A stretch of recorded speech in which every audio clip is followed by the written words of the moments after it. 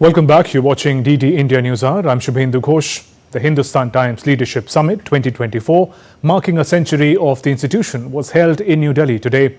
Addressing the gathering, Prime Minister Modi shared his vision for India's future. Here's more on the key takeaways from the event.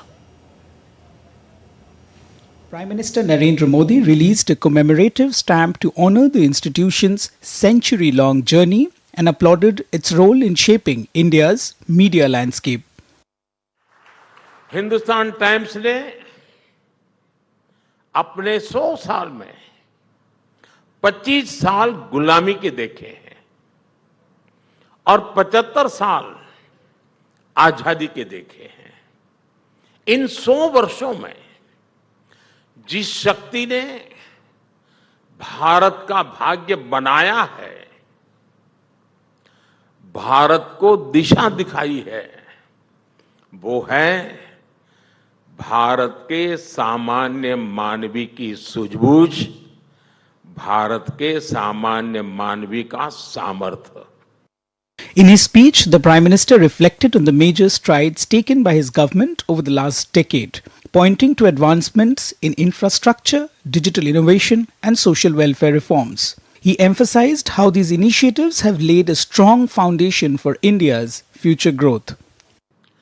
हम progress of the people, progress by the people, progress for the people के मंत्र को लेकर चल रहे हैं। हमारा उद्देश्य नया भारत बनाने का है, भारत को विकसित बनाने का है। और जब हम इस विराट लक्ष्य को लेकर निकल पड़े हैं, तो भारत की जनता ने भी हमें अपने विश्वास की पूंजी सौंपी है।